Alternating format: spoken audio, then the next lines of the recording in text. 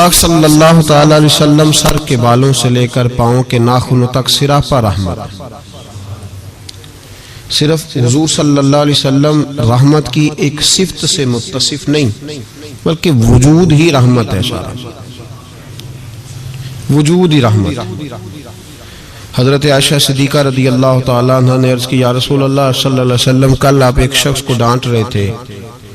اگرچہ حضور اپنی ذات کے لیے کسی کو ڈانٹتے نہیں، کہ اللہ کی حدوں کو توڑتا تھا تو محبوب ناراضگی کا اظہار فرماتے تھے. یا رسول اللہ صلی اللہ علیہ وسلم آپ ڈانٹ رہے تھے تو حضور نے فرمایا عائشہ فکر نہ کر، میں نے اپنے رب سے دعا مانگ لی ہے کہ یا اللہ اگر میں اپنے امتی کو کبھی ڈانٹ بھی دوں تو اتنا ثواب دینا جتنا تو اسے فرض نماز کا ثواب دیتا ہے. تو محبوب پاک صلی اللہ تعالی علیہ وسلم کا جلال اور جمال دونوں امت کے لیے رحمت. حضور کا مسکرانا بھی رحمت ہے اور کبھی آنکھوں سے آنسوؤں کے قطرے نکل جائیں تو وہ بھی رحمت ہی رحمت. اس لیے فرمایا میرا یہاں موجود رہنا بھی رحمت ہے تمہارے لیے اور قبر میں جانا بھی رحمت. سراپا رحمت ہے حضور کا وجود. نبی کریم صلی اللہ تعالی علیہ وسلم کی رحمت سے ہر خاص و عام کو حصہ ملتا تھا. ایک جملہ اگر کہوں تو شاید بات سمٹ جائے. حضور نے گردنے جھکانا پسند نہیں کیا، عزتیں دینا پسند فرمایا ہے. ہم بڑے راضی ہوتے ہیں سڑک پہ چلتے چلتے کسی آدمی کی موٹر سائیکل کسی آدمی کی گاڑی کے ساتھ اگر ٹکرا گئی تو اگر تو وہ جھگڑا کرنے لگا تو پھر تو وہ طاقتور ہے، اور اگر اس کی زبان سے یہ نکل گیا نا کہ مجھ سے غلطی ہو گئی تو پھر جو اس شخص کا حال ہوتا ہے وہ دیکھنے والا ہوتا ہے. اگر وہ مزاحمت کرتا ہے تو پھر حالت یہ ہے کہ نہیں اس میں بھی کوئی دم خم ہے. اور اگر اس کی زبان سے یہ لفظ نکل گئے کہ یہ مجھ سے غلطی ہو گئی میں بھول گیا تھا تو کہتا تو سڑک پہ چڑھا کیوں تھا؟ اگر بھولنا تھا تو آیا کیوں تھا؟ پھر تو پہنچا کیوں؟ ہمارے ہاں لوگ گردنیں جھکا کر سامنے والے کو شرمندہ کر کے اس کی کمزوری کو تلاش کر کے خوش ہوتے ہیں. جو آدمی کسی کی چار باتیں سن لے تو وہ سنانے والا کہتا ہے دیکھو نا میں نے سنائی ہے نا پھر چار باتیں، اب چپ کر گیا. حالانکہ یہ تیری غلط فہمی ہے، سننے والا تو اس سے زیادہ عقل مند ہے، لیکن اس کو اللہ نے جو طبیعت دی ہے اس کی نفاست پسند نہیں کرتی تجھے ترکی بترکی جواب دیا جائے. اس کی طبیعت، کچھ لوگ ایسے ہوتے ہیں جن کا مزاج نہیں ہوتا، حرج نہیں پتہ ہے، لیکن مسئلہ یہ ہوتا ہے کہ اس سطح پہ اترنے کو بعض لوگوں کی طبیعت، ان کا اخلاق، ان کا کردار، ان کی شخصیت اجازت نہیں دیتی. میری بات کو سمجھ رہے ہیں آپ حضرات؟ اجازت نہیں دیتی. چونکہ سامنے والا اگر غلط کر رہا ہے تو اس کا مطلب یہ تھوڑی ہے کہ ہم بھی ویسے ہی ہو جائیں گے. ہم اپنا معیار نہیں چھوڑ سکتے. ہم جس مقام پہ ہیں ہم اپنا سٹیٹس نہیں چھوڑ سکتے. وہ کر رہا ہے تو ٹھیک ہے، اس کی جو حیثیت ہے جو اس نے ٹھیک سمجھا، جتنی اس بیچارے کی صلاحیت تھی وہ ادھر اتر گیا. امام احمد بن حنبل رحمۃ اللہ تعالی علیہ ندی کے کنارے بیٹھ کے وضو کر رہے تھے. ایک بچھو آیا تو ساتھ ساتھ چلنے لگا تو بچھو پانی میں گر گیا. امام احمد بن حنبل نے اسے اٹھایا، باہر نکالا اور جب ہتھیلی پہ رکھا تو اس نے ڈنگ مارا. اب وہ بھیگا ہوا تھا، جب اس کو کنارے پہ رکھا وہ تھوڑا سا پھر چلا تو پھر پانی میں گر گیا. امام صاحب نے پھر اس کو باہر نکالا تو اس نے پھر ڈنگ مارا. اب بھیگا تھا، پھر چلنے لگا تو پھر گرا. 7 دفعہ وہ گرا اور 7ویں دفعہ جب امام احمد بن حنبل نے نکالا تو خادم جو ساتھ تھا وہ پریشان ہو گیا، کہنے لگے حضور چھوڑ دیں، آپ نکالتے ہیں وہ ڈنگ مارتا ہے، چھوڑے ڈوبنے دیں. تو امام صاحب فرمانے لگے وہ اپنی بری عادت نہیں چھوڑ رہا تو میں اپنی اچھی کیسے چھوڑ دوں؟ وہ بری پہ اڑ گیا ہے، ڈانگ مارنا نہیں چھوڑ رہا تو میری تو اچھی ہے بچانے والی. وہ بری پہ اڑ گیا تو میں اچھی پہ نہ اڑوں، مارنے دو کتنے مارتا ہے، میں اپنی اچھی عادت چھوڑ سکتا؟ ٹھیک ہے، اس کا اپنا معیار ہے، ہمارا اپنا معیار ہے، اس کا اپنا طرز زندگی ہے، ہمارا اپنا ہے. وہ اپنی شوخیوں میں راضی ہے تو راضی رہے. ہم اپنی نفاست کو چھوڑ سکتے؟ ہم اپنے اندر تبدیلی پیدا کر لیں، اس کے لیول پہ اتر آئے. یہ کیسی عجیب بات. تو اعلان کیا جائے جس جس کے بیٹے ہیں سارے آؤ ان سے تعاون کریں تاکہ وہ بیٹی والوں کو تنگ نہ کریں. پھر میرا تو ترجمہ یہی ہے. اس طرح نہ کریں کہ تنظیمیں قائم کریں اور بیٹوں والوں کو کہیں پیسے تنظیم سے لے لو، بچی والوں سے نہ لینا. یہ بہتر نہیں زیادہ؟ تجارتیں کرتے پھرتے ہو، بیٹا اللہ نے دے دیا ہے تو عرش پہ بیٹھ گئے ہو، رب تبارک و تعالیٰ نے تھوڑا نواز دیا ہے تو تیرا دماغ ہی کہیں اور چلا گیا ہے۔ اس کا باپ بیٹی کا منتیں کرتا پھرتا ہے 2000 4000 5000 10000، اور میں اکثر کہتا ہوں شادی والے دن اتنی کمزور پتلی حالت دنیا میں کسی کی نہیں ہوتی جتنی بچی کے ماں باپ کی ہوتی ہے۔ کہتے ہیں کہ پلیٹ کھانا کم پڑ گیا تو تباہی آ جائے، تو ان غریبوں سے پہلے تعاون نہ کریں جن کے بیٹے ہیں، ان مسکینوں کو نہ دیں، ان کے لیے زکوٰۃ کے حکم کا فتویٰ نہ دے دیں کہ ان کو لگتی ہے۔ شادیاں کر رہے ہو، تجارتیں کر رہے ہو، یہ کس قسم کا ماحول بنا لیا ہے؟ میرے رسول کریم صلی اللہ تعالی علیہ وسلم نے تو فرمایا بیٹیاں بخشش کا ذریعہ ہوتی ہیں، بیٹیاں رحمت کا سبب ہوتی ہیں، اور تم نے بیٹیوں والوں کے لیے بیٹی کو عذاب بنا دیا ہے معاذ اللہ۔ کس چیز کا تعاون؟ ہم شرمندہ کرتے، شرمندہ۔ آج بھی داماد بڑی تکلیف پہنچاتا ہے، آج بھی ڈرتے ہیں اس کے گھر والے کہیں کوئی ایسی بات نہ ہو جائے، ہم لوگوں کو شرمندہ کر کے نیچا دکھا کے مجھ سے پوچھا نہیں تو نہیں پوچھا، انہوں نے ان کی مرضی تھی، مجھ سے پوچھا نہیں لہذا اب یہ شادی نہیں ہو سکتی، میں نہیں آؤں گا تو منگنی نہیں ہو سکتی، صرف یہ کہ تو منوانا چاہتا ہے۔ ہمارے شادیوں کے موقع پہ لوگ پیچھے پیچھے بھاگتے ہیں، پھپھی ناراض ہو گئی، ماموں ناراض ہو، صرف لوگوں کو شرمندہ کر کے پیچھے بھگا کے نفس کی تسکین ہوتی ہے۔ یہ تیرا میرا طریقہ ہے پر یہ میرے رسول کا طریقہ نہیں، یہ میرے نبی پاک کا طریقہ، یہ سید عالم کا طریقہ۔ سنو، حضرت جابر بن عبداللہ رضی اللہ تعالیٰ عنہ فرماتے ہیں میری بہنیں تھیں، میرے ابا جی انتقال کر گئے تھے احد کی جنگ میں، فرماتے میں غریب تھا، میرے رسول پاک اس طرح بہانوں سے میری مدد کرتے تھے کہ مدد بھی ہو جاتی تھی اور مجھے عزت بھی مل جاتی تھی، بہانوں سے سٹائل اس طرح کا تھا، تیری صورت تیری سیرت زمانے سے نرالی ہے، تیری ہر ایک ادا پیارے ادائے بے مثالی ہے۔ فرماتے جنگ کا موقع تھا، میں حضور کے ساتھ چل رہا تھا، میرا اونٹ کمزور تھا، ضعیف تھا، لاغر تھا، سواری کمزور تھی، میں پیچھے رہ گیا، ہزاروں لوگ جہاد سے واپس آ رہے تھے، نبی پاک صلی اللہ علیہ وسلم سب سے آگے قیادت کر رہے تھے۔ فرماتے حضور نے 2-3 دفعہ پلٹ کے پیچھے دیکھا، جب میں نظر نہ آیا، اور بھائی پیچھے رہنے والوں کو کون دیکھتا ہے؟ پیچھے رہنے والوں کو بھی کبھی کسی نے دیکھا ہے؟ کہتے ہیں جب میں نظر نہ آیا تو حضور اپنا گھوڑا دوڑاتے ہوئے پیچھے تشریف لے آئے، صلی اللہ سارے پڑھیے درود پاک صلی اللہ علیہ، حضور اپنا گھوڑا دوڑاتے ہوئے پیچھے تشریف لائے اور پیچھے آ کے میرے پاس کھڑے ہوئے، اور حضور نے فرمایا جابر اسے دوڑاتا کیوں نہیں؟ میں نے کہا حضور دوڑنے کے قابل ہو تو دوڑاؤ نا، کمزور ہے، ضعیف ہے، لاغر ہے۔ حضور کمزور آدمی کی کمزور سواری، فرماتے حضور کے ہاتھ میں چھڑی رہتی تھی، میرے محبوب نے اونٹ کو چھڑی لگائی، اللہ کے حبیب فرماتے ارسلت الی الخلق، میں مخلوق کا رسول ہوں، ساری مخلوق جنوں اور انسانوں کے علاوہ جانتی ہے کہ میں اللہ کا رسول ہوں۔ فرماتے حضور نے چھڑی لگائی اور اونٹ سے فرمایا تو دوڑتا کیوں نہیں؟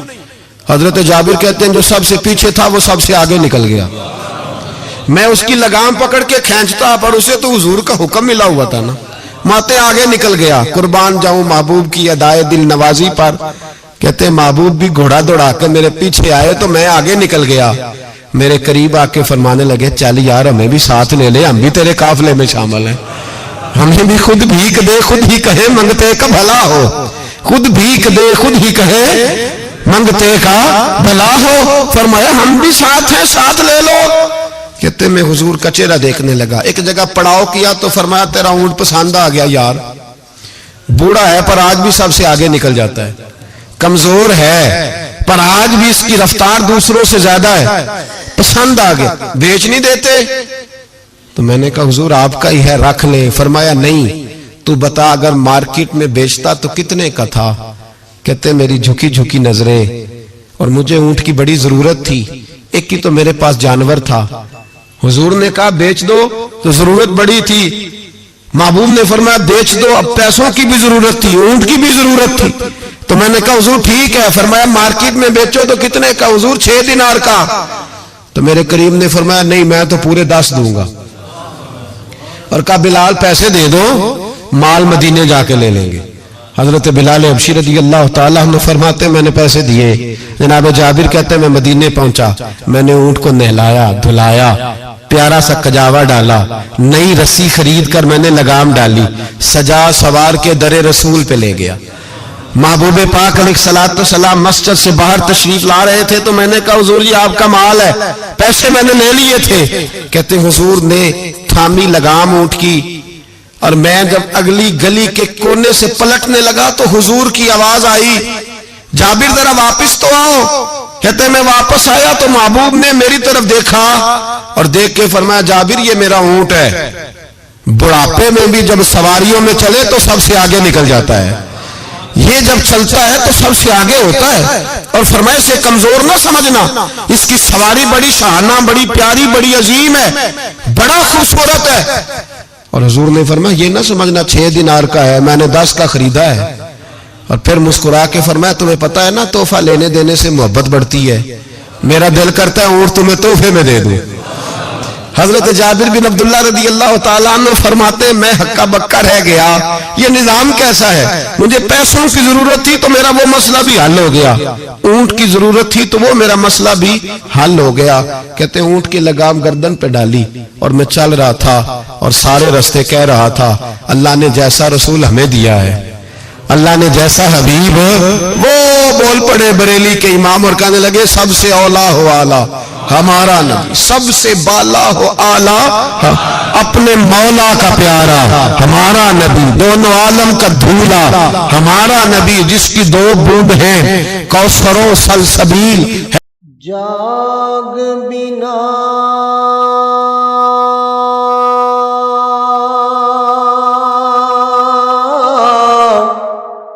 دودھ جمد نہیں باہو,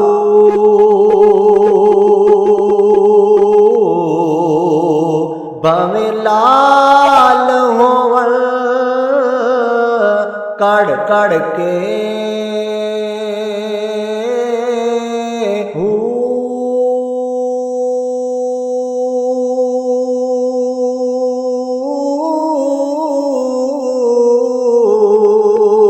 جاگ بنا دودھ جمد نہیں باہو, جاگ بنا دودھ جمد نہیں باہو, بھویں لال ہون کڑ کڑ کے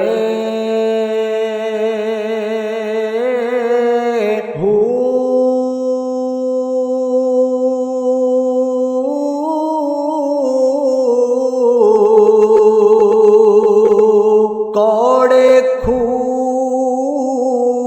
کدے میٹھے نہیں ہوندے, وہ رحمت کا دریا ہمارا نبی. اور کیا خوبصورت فکرہ ہے, کہنے لگے غمزدوں کو رضا مجدہ دیجئے کہ ہے, جاؤ جا کے اعلان کر دو خوشخبریاں سنا دو, غمزدوں کو رضا مجدہ دیجئے کہ ہے, بے کسوں کا سہارا ہمارا. تو رسول پاک علیہ السلام نے تعاون بھی فرمایا لیکن عزت کا خیال بھی فرمایا, نبی پاک نے نواز بھی دیا لیکن لائن میں لگا کر رسوائی نہیں. حضور کسی کو شرمندہ نہیں کرتے.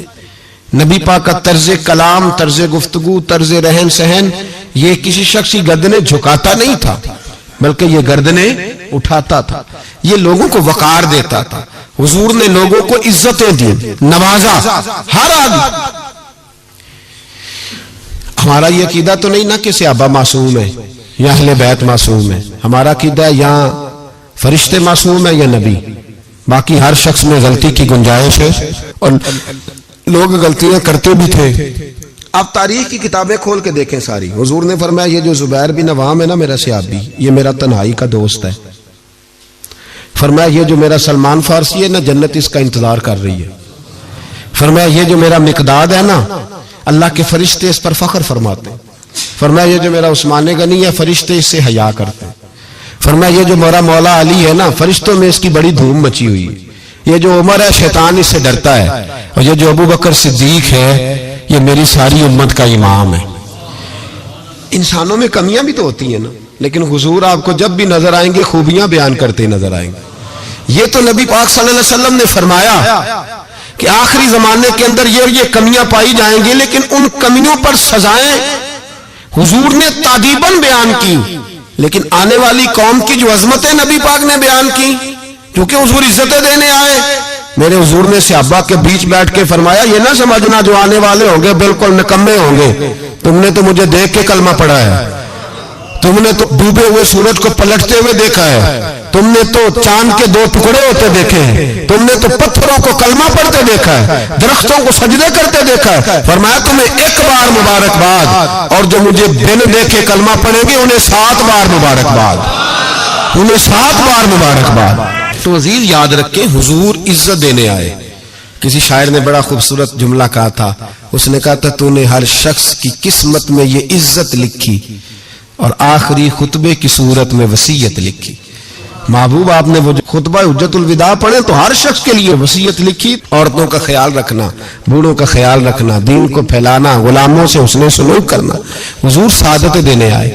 نفاست پسند مزاج میرے نبی پاک کا، ہر شخص کے لیے اس کے موافق حضور نے عزت رکھی، کبھی کسی شخص کی کمزوری ٹٹول کر بیان نہیں فرمائی، بلکہ بخاری شریف میں نبی پاک نے فرمایا مجھے ایک دوسرے کے بارے میں آ کے باتیں نہ بتاؤ، کسی کی کمی کا ذکر نہ میرے ساتھ کرنا، مجھے بتانی ہو تو خوبی بتانا۔ فرمایا میں تمہاری طرف سے اللہ کے حضور دل صاف لے کے جانا چاہتا ہوں، کوئی بات نہ بتاؤ۔ حضور یہ جو ہمارا پہلو ہے نا کہ سامنے والا ہمارے آمنے جھکے، مولانا رومی ایک بڑی سخت بات کہا کرتے تھے، وہ کہتے تھے فرعون اور نمرود جتنے پیسے نہیں، ورنہ بہت سارے لوگوں کا خدا بننے کو دل کرتا ہے، معاذ اللہ۔ کہتے تھے فرعون اور نمرود جتنی حکومت نہیں، ورنہ بہت سارے لوگ دعویٰ کرتے۔ ہمارا وہ جو مزاج ہے نا پروٹوکول کا، وہ جو طبیعت بنتی جا رہی ہے ہماری، اور ہم دیکھتے ہیں کہ یہ 2-4 آدمی، ہم یقین کریں کہ کسی کو کہہ دیں صحیح فیصلہ تجھ سے کرانا ہے، پھر جو فیصلہ کرنے والے کا ماحول ہوتا ہے وہ دیکھنے کے قابل ہوتا ہے، پھر وہ بیچارہ ایسے لگتا ہے جیسے تار پہ بیٹھ گیا، پھر تو بدل گیا، کسی کو کام کہہ کے تو دیکھے، بس اس کی جو حالت ہوگی وہ ناقابل بیان ہوگی، ایسے جیسے اس وقت دنیا کا سب سے پاورفل ہستی یہی ہے۔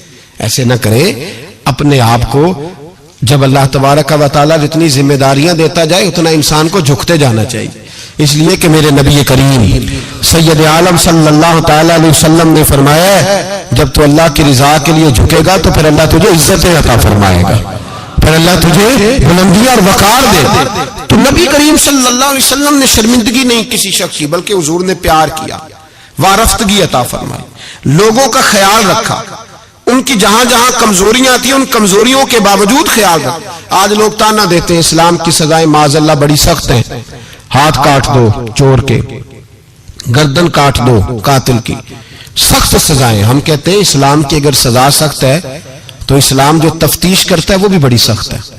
اسلام جتنا پس منظر کو دیکھتا ہے اتنا بھی کوئی قانون نہیں دیکھتا۔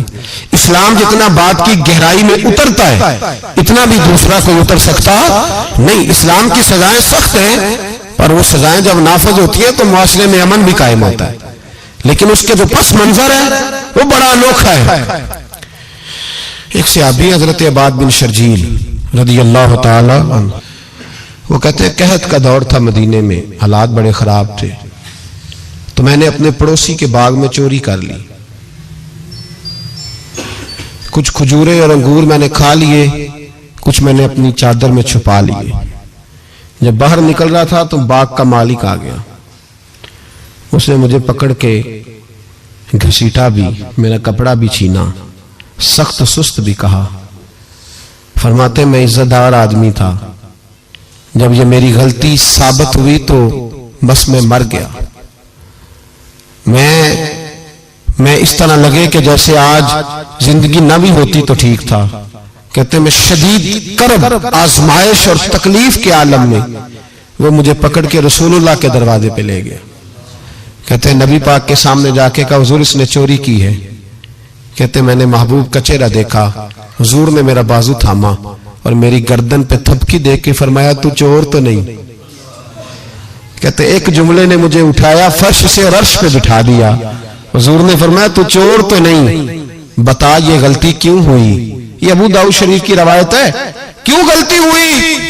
حضرت عباد بن شرجیل کہتے ہیں جب حضور نے تھپکی دی نا، پہلے تو میرا حال یہ تھا کہ زمین پھٹ جائے، آسمان ٹوٹ جائے، لیکن جب حضور نے تھپکی دی تو میں رو پڑا.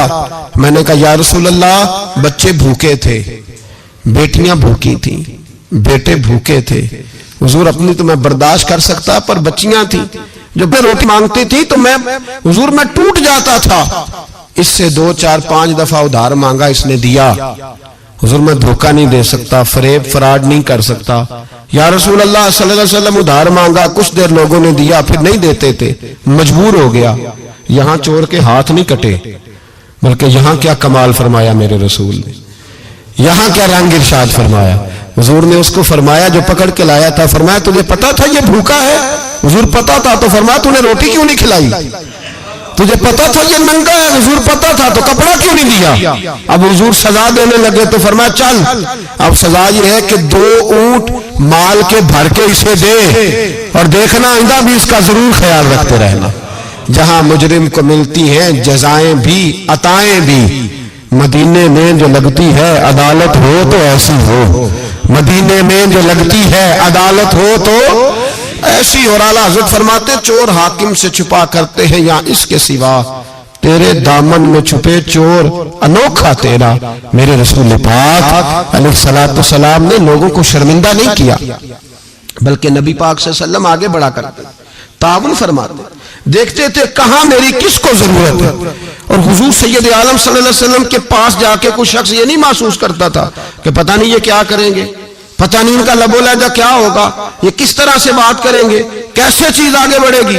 بھائیو اپنے کردار میں وہ رانائی پیدا کریں، وہ خوشبو پیدا کریں، وہ مٹھاس پیدا کریں کہ لوگ آپ کے قریب آنا پسند کریں، لوگ آپ کو اپنی بات سنانا پسند کریں. بنو عراش قبیلے کا ایک شخص آیا نبی کریم کی بارگاہ میں. کس طرح آیا ذرا پس منظر سنیے گا. وہ کہتا ہے میں چھوٹا سا بزنس مین تھا تو میں نا تھوڑا تھوڑا کام کرتا تھا. میں مکے کے دائیں بائیں جو گاؤں تھے، بنو عراش ایک قبیلہ تھا، تو اس گاؤں سے میں 2 4 جانور خریدتا، مکے لا کے میں 1 2 دینار نفع لے کے بیچ دیتا. بیوپاری کہتے ہیں ہم اپنی زبان میں. تو کہتے میرا یہ کاروبار تھا. ایک دفعہ میں 2 اونٹ لے کے مکے آیا تو مکے میں میں نے شور سنا کہ یہاں ایک جادوگر ہے، معاذ اللہ ساحر ہے، کاہن ہے، اس کے قریب کوئی نہ جائے. کہتے ہیں یہ شور میں نے سنا. میں نے کہا چلو نہیں جاتے. کہتے ہیں وہ 2 اونٹ میں نے بیچے تو میری کم نصیبی دیکھو کہ بیچ میں نے ابو جال کے ہاتھ دیے.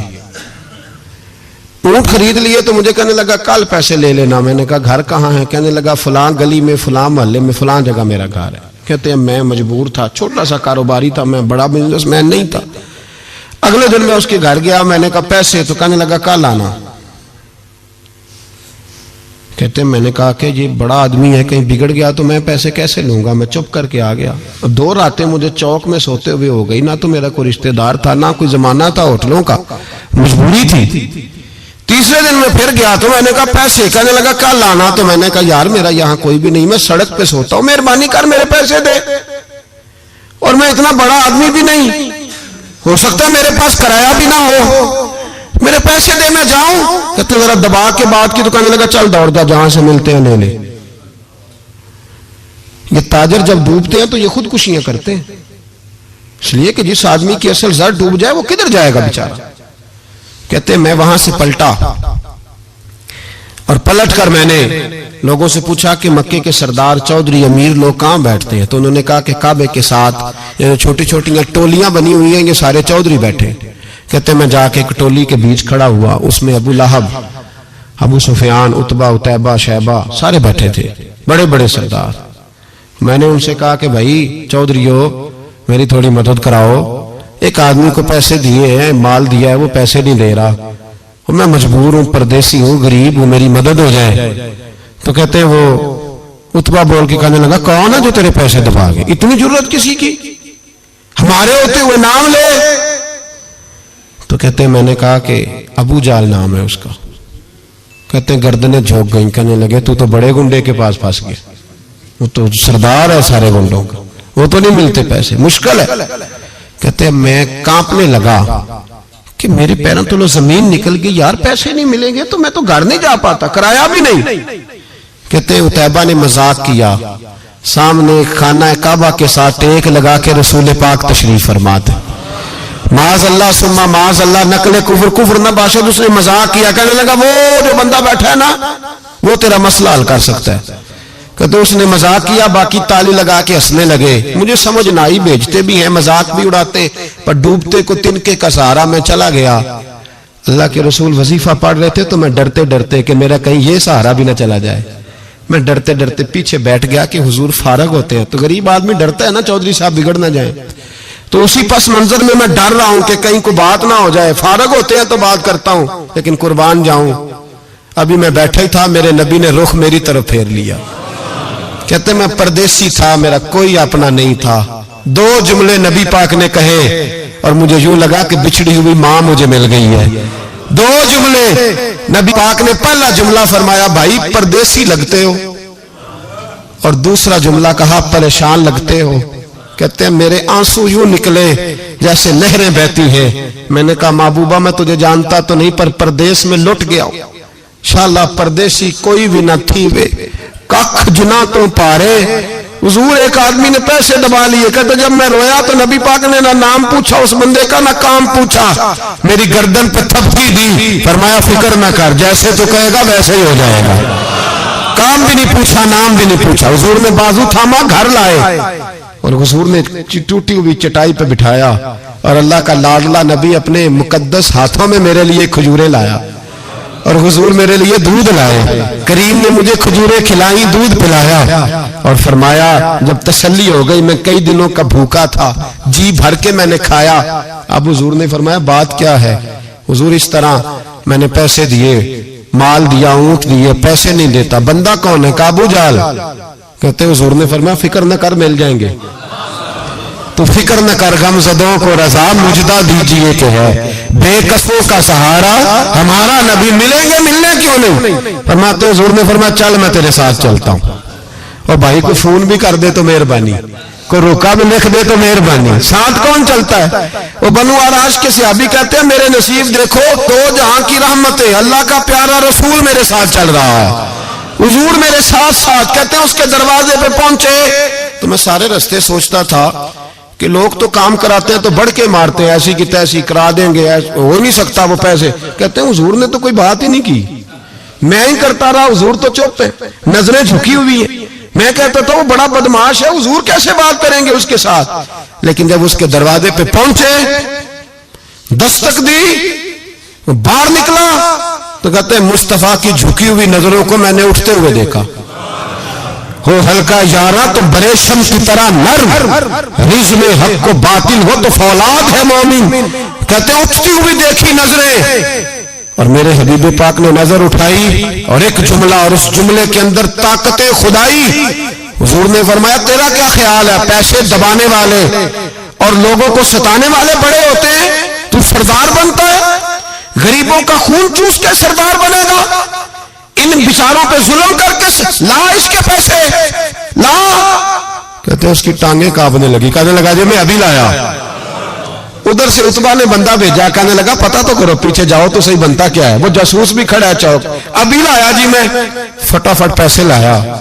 بنو آراش کے قبیلے کے وہ صحابی کہتے ہیں نبی پاک علیہ السلام نے پیسے مجھے دیے اور فرمایا ابو جہل تیری آئندہ شکایت نہ آئے. کہنے لگا جی نہیں آئے گی. کہتے ہیں حضور نے مجھے پیسے دیے, قربان جاؤں محبوبہ تیری شان پہ, میرے کام آئے ہیں, میرے ساتھ آئے ہیں, مجھ پہ مہربانی کی ہے, اور مجھے سے فرما رہے ہیں تو اگر اجازت دے تو میں جاؤں, تو اگر خود بھیک دے خود ہی کہے منگتے کا بھلا ہو, تو کہے تو جاؤں. کہتے میں رو پڑا. میں نے کہا محبوبہ نام کیا ہے؟ اس شانوں والے باپ کا نام بتا دے جس کے ہاں آپ جیسا نور نظر پیدا ہوا. اس شانوں والی ماں کا نام بتائیں جس نے آپ جیسا لال جنا. قبیلہ بتائیں. تو میرے حبیب نے فرمایا چھوڑ, تیرا کام ہو گیا نا, نام چھوڑ تو. کہتے ہیں حضور گزر گئے تو وہ جاسوس پیچھے تھا, وہ مجھے کہنے لگا, میرے قریب آیا تو کہنے لگا ان کے پاس نہ جانا, یہ جادوگر, معاذ اللہ نہ جانا, ساحر ہے. کہتے میں نے اس کو جھٹکا اور میں نے جھٹک کے کہا اگر دنیا میں یہ سچے نہیں تو کوئی سچا نہیں. اگر دنیا میں یہ شان والے نہیں تو کوئی شان والا نہیں. تو میں دوڑ کے قدموں میں لگا. میں نے کہا بیبا دنیا میں نے بھی بڑی دیکھی ہے پر تیرے جیسا کوئی نہیں دیکھا. مہربانی کرے پڑھائے کلمہ, میں بھی آپ کا غلام بننا چاہتا ہوں. عزیزو, حضور نے محبت بانٹی ہے, شرمندگیاں نہیں دی, عزت دی ہے, وقار دیا ہے. آخر دعوانا ان الحمد.